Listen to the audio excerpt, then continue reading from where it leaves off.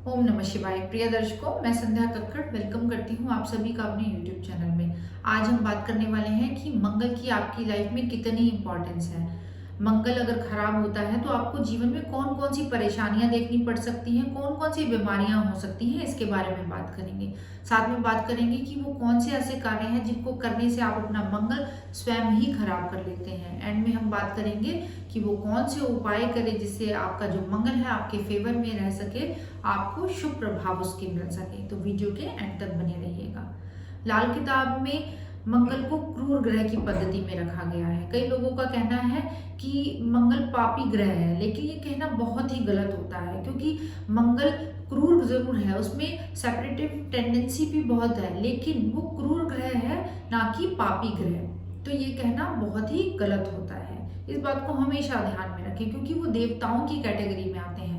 मंगल हमारे जीवन में साहस के कारक है, पराक्रम के कारक हैं, कॉन्फिडेंस के कारक है। मंगल हमारे बॉडी के अंदर ब्लड का कारक है, भाइयों का कारक है, इतनी सारी चीज़ों का कारक है। तो आप ये समझ लीजिए कि मंगल हमारी लाइफ में कितना इंपॉर्टेंट हो गया। अगर मंगल आपकी कुंडली में अगर कहीं पर भी शुभ स्थिति में है तो आप ये समझ लीजिए कि आपके जीवन में चारों तरफ मंगल ही मंगल होगा। लेकिन कहीं पर भी अगर ये मंगल अशुभ स्थिति में आ गए, अशुभ प्रभावों पर आ गए, तो आप समझ लीजिए कि आपको लाइफ में बहुत सारी परेशानियां झेलनी पड़ सकती हैं। कुछ कार्य ऐसे होते हैं जिनको करके आप अपने मंगल को स्वयं ही खराब कर लेते हैं, चाहे वो कुंडली में कितनी भी अच्छी स्थिति में क्यों ना बैठे हुए हैं। तो अब हम बात करेंगे कि वो कौन से ऐसे कार्य हैं जिनको करके आप अपने मंगल को स्वयं ही खराब कर लेते हैं। मैंने अभी आपको थोड़ी देर पहले कहा कि मंगल को भाइयों का कारक माना जाता है। तो अगर आप अपने भाइयों के साथ मिसबिहेव करते हैं, उनका अपमान करते हैं, बेवजह गाली गलौज करते हैं, मारपीट करते हैं, उन्हें धोखा देते हैं, छल कपट करते हैं, तो आप समझ लीजिए कि आप अपने मंगल को स्वयं ही खराब कर रहे हैं।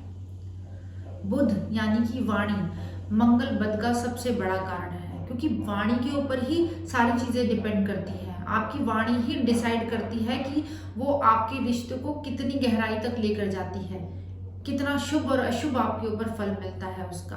तो अपनी वाणी को बहुत ज़्यादा ध्यान से प्रयोग कीजिएगा कि अगर आपकी वाणी क्रूर है, अगर आप अपशब्द यूज करते हैं, तो आप अपने मंगल को खराब कर लेते हैं।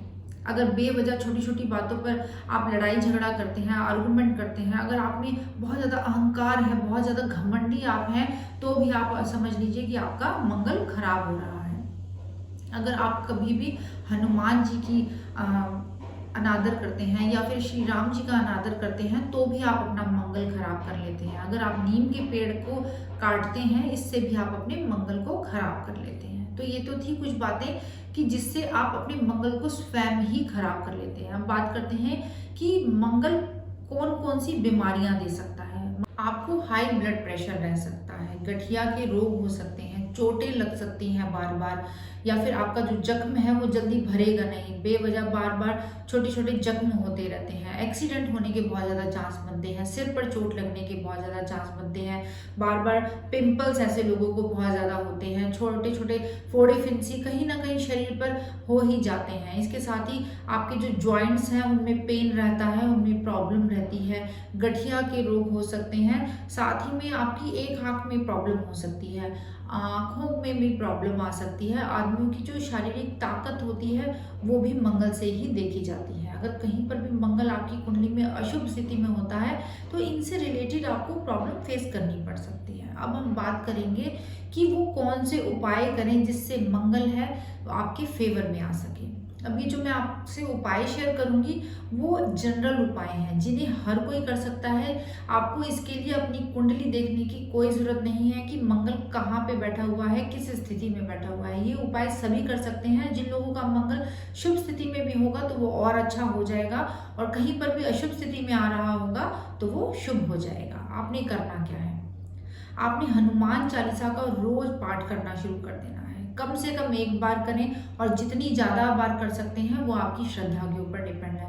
आप हनुमान चालीसा का पाठ करें, आप संकट मोचन का पाठ कर सकते हैं, आप बजरंग बाण का पाठ कर सकते हैं, आप सुंदरकांड का पाठ कर सकते हैं। अगर रेगुलर बेस पे नहीं कर सकते तो हफ्ते में एक बार कीजिए, लेकिन हनुमान चालीसा का पाठ आप रोज लगातार करके देखिए। पूरी श्रद्धा और विश्वास के साथ ये करके देखिए, इसमें बहुत ज़्यादा ताकत है। बिलीव कीजिए, आपको इसका बहुत बढ़िया रिजल्ट मिलेगा। इसके साथ ही आप क्या कर सकते हैं, आप कुत्तों को मीठी रोटियां खिला सकते हैं तंदूर में बनी हुई। अगर ये नहीं कर सकते, अगर आपको अवेलेबल नहीं करा सकते, तो आप बिस्किट खिला दीजिए, इससे भी आपको वही बेनिफिट मिलेगा। आपको अपने शरीर के ऊपर चांदी धारण करनी है, किसी भी रूप में आप अपने शरीर पर चांदी धारण कीजिए। चांदी के गिलास में पानी पीजिए, चाहे चांदी की चेन डालें, चाहे कड़ा यूज करें, लेकिन चांदी का यूज करना शुरू कर दीजिए। नीम का पेड़ लगाएं। नीम का पेड़ लगाने से भी आपका जो मंगल है वो शुभ स्थिति में आता है। अपने भाइयों के साथ रिलेशन हमेशा अच्छा रखें, उन्हें बेवजह कोसे नहीं, ना ही आर्गुमेंट करें, ना ही छल कपट उनके साथ, ना ही धोखा दें। बेवजह के क्रोध से बचें, इससे आपका जो मंगल है आपके फेवर में आना शुरू हो जाएगा। अगर ये मेरे सुझाव आपको पसंद आए हो तो कमेंट्स में ज़रूर शेयर कीजिएगा। तो फिर मिलेंगे, तब तक के लिए ओम नमः शिवाय।